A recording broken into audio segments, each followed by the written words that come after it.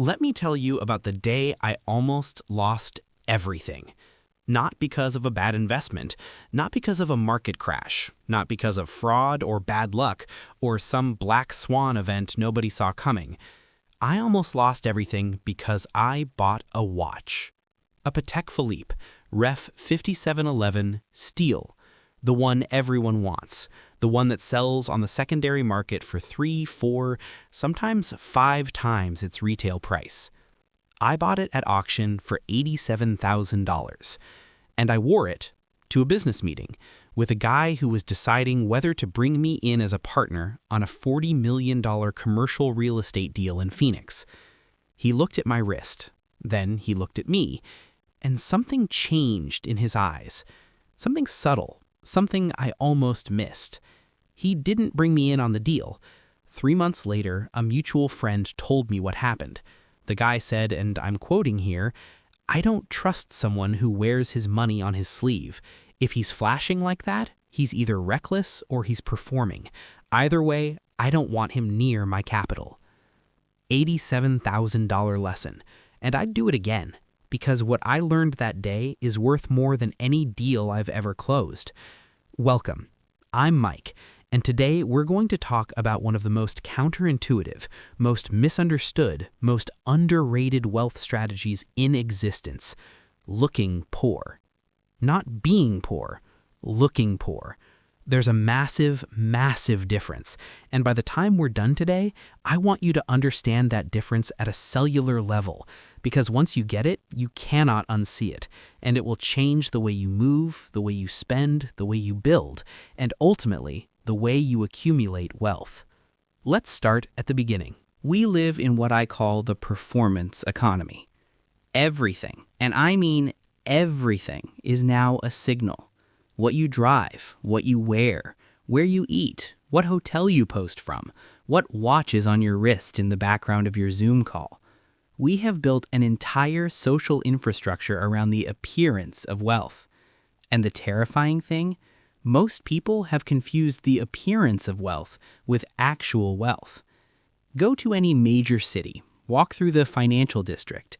You'll see 28-year-olds in $4,000 suits carrying $800 shoes and $2,000 bags. And if you looked at their bank account, you'd find negative net worth, a mountain of consumer debt, and a lease on a car they can't afford. That's not wealthy, that's cosplay. But here's what's even more fascinating, and this is the part nobody talks about. The actual wealthy, the people with generational money, with real assets, with compounding portfolios, they often look completely unremarkable. Warren Buffett still lives in the house he bought in Omaha in 1958 for $31,500. He drives himself to McDonald's for breakfast. He drinks cherry Coke. The man is worth north of $100 billion. Now, you might say, Mike, that's one person. That's an outlier. That's just his personality. Is it? Let me give you some data. The book The Millionaire Next Door, written by Thomas Stanley and William Danko, studied over 1,000 millionaires over the course of decades. The finding that shocked everyone when it came out in 1996, and that still shocks people today because we refuse to accept it, is this. The majority of millionaires in America do not look like millionaires. They live in modest homes. They drive used cars. They buy their jeans at Costco. They clip coupons. Their neighbors have no idea they're wealthy. Meanwhile, and this is the brutal part, the people who look rich, who drive the luxury cars and live in the fancy neighborhoods, a disproportionate number of them are what Stanley called UAW, under-accumulator of wealth. High income, low net worth, all surface, no foundation. The researchers coined a term for the people who actually build wealth quietly, PAW, prodigious accumulator of wealth. PAWs don't look the part. And that is not a bug, that is the feature. Think about why. Every dollar you spend performing wealth is a dollar that isn't compounding. It's a dollar that isn't buying an asset. It's a dollar that isn't sitting in a position, growing quietly, building the kind of foundation that makes you financially untouchable. The $150,000 Porsche doesn't just cost $150,000. It costs you the $150,000 plus what that $150,000 would have become if it had been invested. At a modest 8% annual return over 20 years, that's almost $700,000. You didn't buy a car. You bought a car and sold your future. Now, I want to get psychological with you for a second, because this isn't just about money math. This is about the mind. Why do people feel compelled to look wealthy before they are wealthy? Psychologists call it status signaling, and it's ancient. It's in our DNA. Before money existed, humans used physical markers, feathers, bones, body paint, elaborate clothing, to communicate their place in the social hierarchy. The problem is that our evolutionary programming was not designed for a world of consumer credit, fast fashion, and Instagram. In a tribal society, if you were wearing the most elaborate headdress, it's because you earned it. It was a genuine signal of status. There was no way to fake it. In 2026, you can fake any signal you want. You can lease a Lamborghini for $3,500 a month. You can rent a private jet for a 4-hour photo shoot. You can buy a fake Rolex so good that most people can't tell the difference. The signals have been completely decoupled from the reality. But here's the thing. The people you actually want to impress know this. The investors, the business operators, the people who have built real capital. They're not fooled by the signals anymore. In fact, and this is the key insight, they're often repelled by them. Because a truly wealthy person understands one thing with complete clarity. Expensive tastes are a liability. Not morally, not philosophically, financially. If you've built your identity around a certain level of consumption, you cannot afford to lose. You cannot take risks. You cannot weather downturns.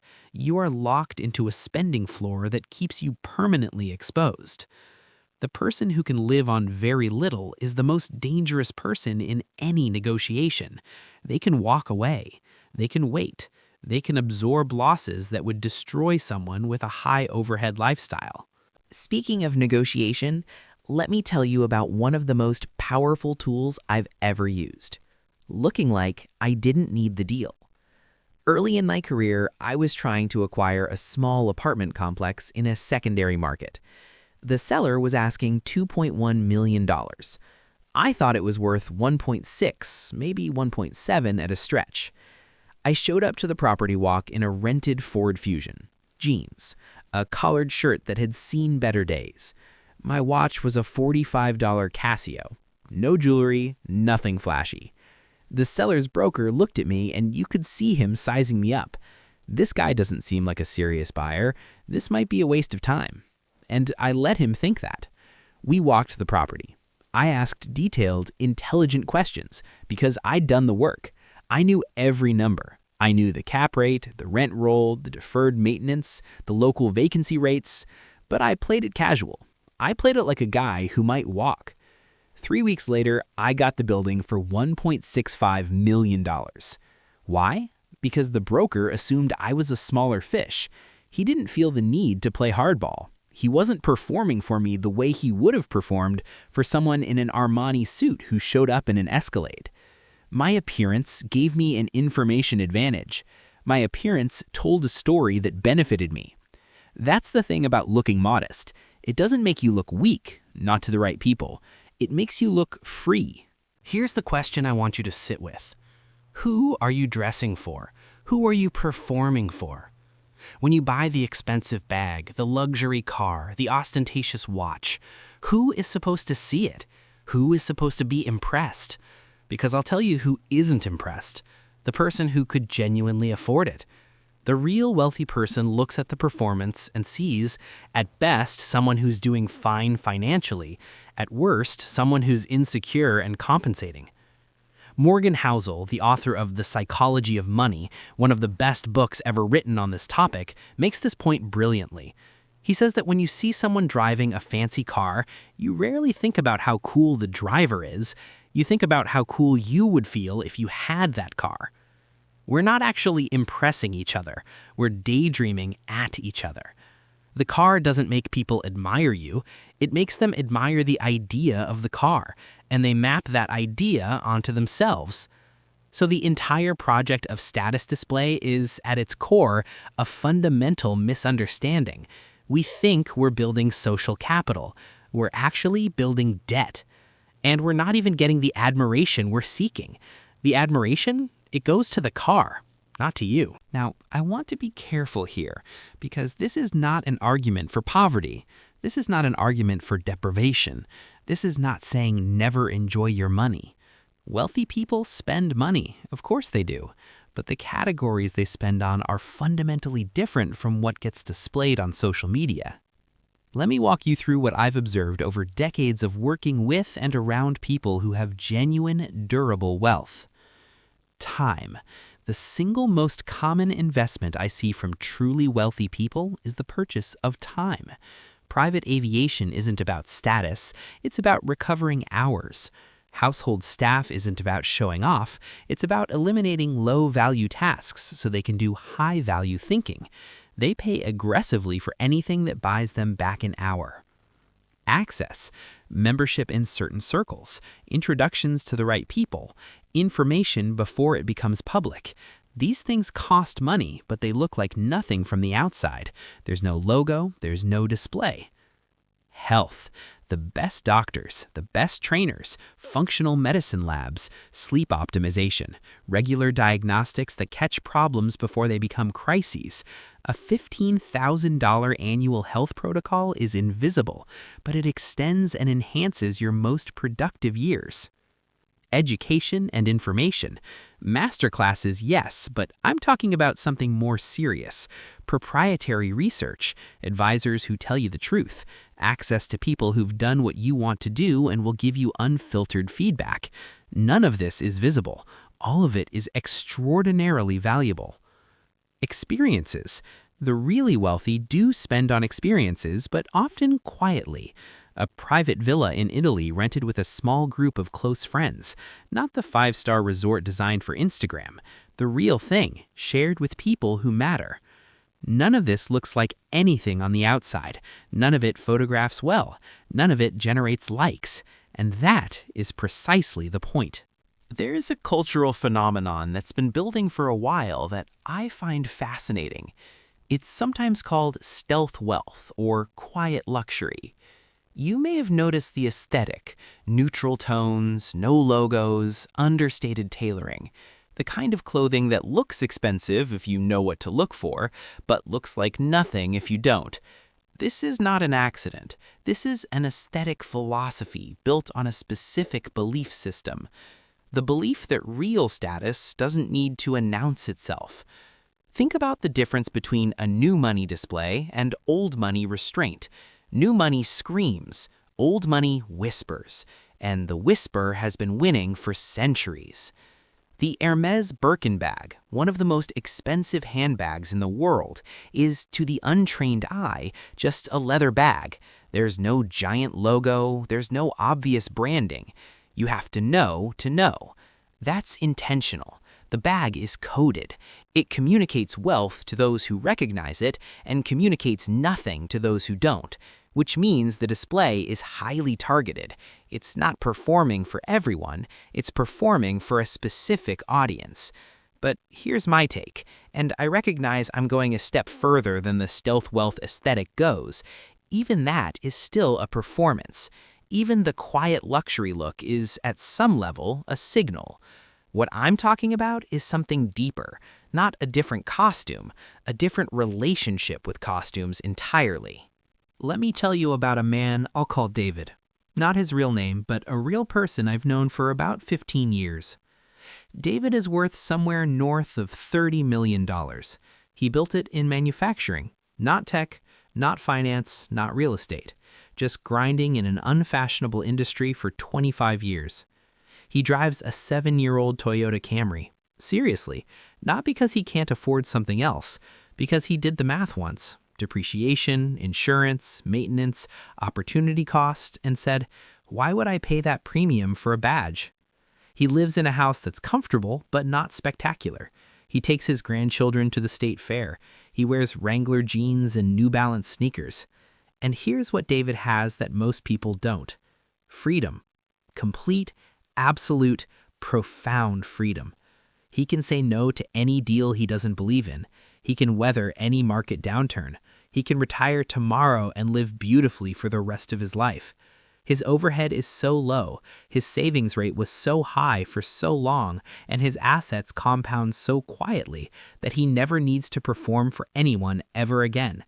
He's not looking poor because he has to. He's looking poor because he chose to, and that choice is the source of his power. Now contrast that with someone I'll call Marcus. Marcus has a $2 million house in a premium zip code. He drives a $180,000 SUV. His wife drives a comparable vehicle. They take 4 vacations a year, always documented on social media. His watch collection is well known in their social circle. Marcus makes great money, 7 figures annually, but he spends $950,000 of it maintaining the life. His savings rate is in the low single digits. His investments are modest relative to his income. He has no real cushion. If Marcus loses his job or his business hits a rough patch, the entire structure collapses within 18 months. The house goes, the cars go, the image goes. He's not wealthy. He's leveraged against an image. The difference between David and Marcus is not income, it's identity. Marcus is the lifestyle. David has the assets. Here's something I've been thinking about a lot recently. We talk endlessly about the attention economy, the idea that in the modern world, attention is the scarce resource, and platforms compete viciously to capture it. What I don't think we talk about enough is the cost of being attention-seeking yourself. When you optimize your life for display, for being seen, for being admired, you're essentially subsidizing other people's entertainment with your financial future. Every dollar spent on appearance is a dollar that says, I care more about what you think of me than about my own financial security. That's a statement most people would never consciously make, but they make it every month with their spending. And here's the compounding tragedy. The people whose attention you're buying, most of them don't actually care. Social media has taught us the brutal arithmetic of attention. People double tap and scroll on. The dopamine is real but brief. The financial consequence of buying that dopamine lasts for years. Meanwhile, the quiet accumulator, the person who is not posting, not performing, not seeking approval, is compounding every month, every quarter, every year. The gap between the performer and the accumulator doesn't just grow, it accelerates, because compounding is geometric, and so is the gap. Okay, let's get practical, because I know some of you are sitting there saying, Mike, I get the philosophy, but what does this actually look like day to day? How do I implement this without feeling like I'm depriving myself or signaling the wrong things to people who matter? Fair question. Let me give you my framework. Step 1. Separate identity from possessions. This is the psychological core of the whole thing. Your value as a person is not your car. Your intelligence is not your watch. Your status in relationships that matter should not depend on your zip code. This sounds obvious. It is not easy, because we've been marinated in consumer culture since birth. The work of separating who I am from what I have is real psychological work. Journaling, therapy sometimes, at minimum, a serious, honest audit of where your self-esteem actually comes from. Step 2. Define your audience deliberately. Who are the people whose respect you actually need? Write them down. Are they impressed by displays of consumption? Probably not, because the people who are impressed by displays of consumption are generally not the people who will help you build real wealth. When you've identified your actual audience, the mentors, the partners, the investors, the collaborators you want, ask yourself what they actually respond to. Almost universally, it's competence, reliability, intellectual rigor, consistency. None of those things require expensive clothes. Step 3. Redirect the performance budget. Whatever you're currently spending on performance, on status display, I want you to think about redirecting 80% of it, not to deprivation, to a different kind of spending. Put it in index funds. Put it in real estate. Start a business. Fund your own education in a meaningful way. Buy time. The remaining 20%, spend on whatever makes you genuinely happy, not what looks good, what feels good. Those are often very different things, and the discovery of that difference is worth more than the money. Step 4. Get comfortable with invisibility. This is the hardest one for a lot of people because we live in a world that rewards visibility. The algorithm rewards visibility. The social dynamics reward visibility. But here's the thing. Financial accumulation, at its best, happens invisibly. The interest compounds invisibly. The equity builds invisibly. The options open up invisibly. Your growing net worth doesn't need a photographer. Get comfortable letting people underestimate you. Let them think you're doing okay when you're doing great. Let them be surprised when the time comes for the truth to matter. There is a profound peace in being underestimated, and a profound power. Step 5.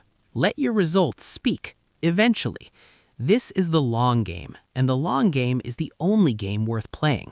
The person who's been quietly building for 10, 15, 20 years, when they surface, when the truth of their position becomes visible, it's not just impressive, it's transformative for them and for everyone watching.